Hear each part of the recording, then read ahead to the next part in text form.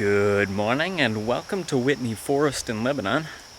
This is one of Connecticut's Blue Blaze trails, but instead of a long distance trail across the state, this is a simple 1.3 mile loop. We're going to take it clockwise. Get a nice signboard right off the bat, letting you know about all the different Blue Blaze trails around the state.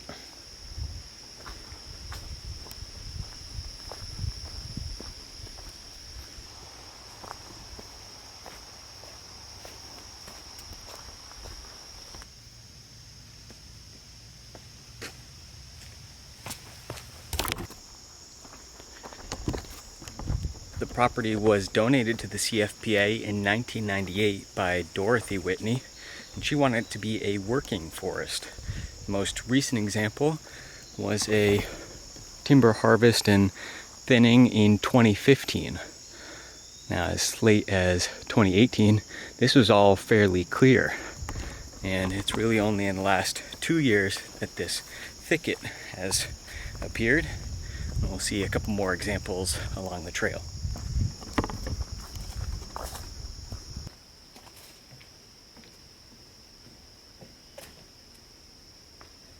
Pretty dense through here.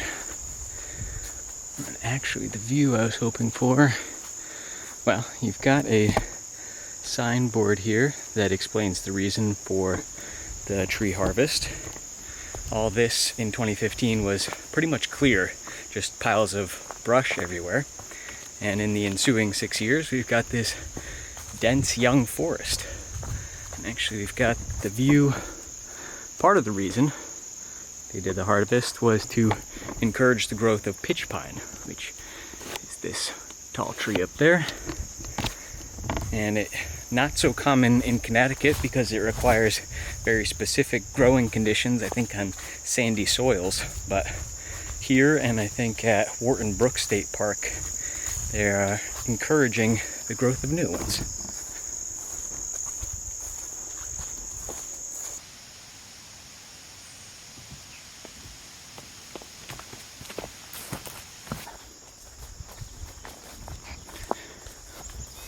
Overgrown, but kind of beautiful with all these little asters, I think, on the back side of the loop now. And there's actually a pretty nice view here in the fall and winter of this 16-acre marsh, but you can only peek at it through the trees during the summer.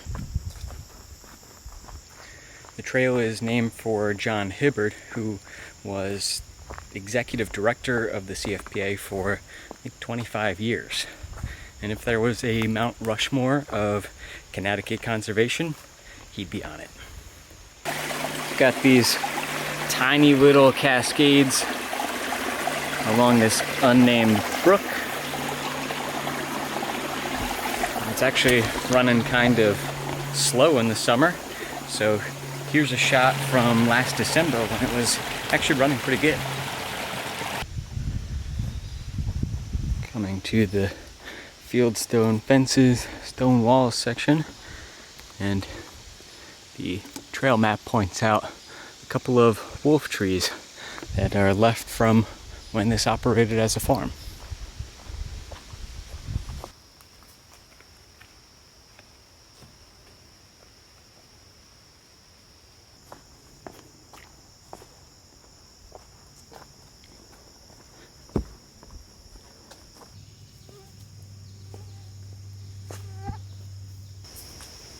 We've also got Eagle Scout Elias Ricard to thank for this boardwalk feature through this wet area. Coming off the trail, we get onto this old access road or former driveway, and that will about wrap up our hike. It's a straight shot back to the parking. That was a nice little look at one of Connecticut's shortest Blue Blaze trails, and another interesting take on an actively managed forest. But wait, there's more. As a little bonus, I'm going to attempt a FKT of this trail. FKT stands for fastest known time, and there's a official series of records for a number of long trails all around the world. And they've since changed the rules, so a short trail like this is no longer accepted, but it's grandfathered in and short enough where I might be competitive. So I've just got to do this loop in 10 minutes and 42 seconds or less, and I might snag it, however briefly. There are going to be some challenges. It's pretty overgrown in August, and there's a few technical footwork sections with rocks. And all those wood bridges are pretty slick, but we're going to give it an attempt and see how it goes.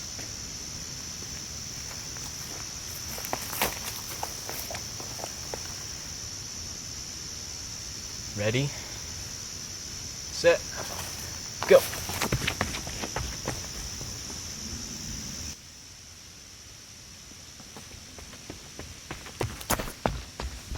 Took a second to catch my breath, and pretty close, 10:53. That is 11 seconds off the record. It was pretty difficult in the last half mile or so, coming uphill and through some treacherous, rocky, overgrown spots. So that's probably where I lost most of the time. But I did get a taste for it, and I'll probably come back for try number 2. I'll see you next time.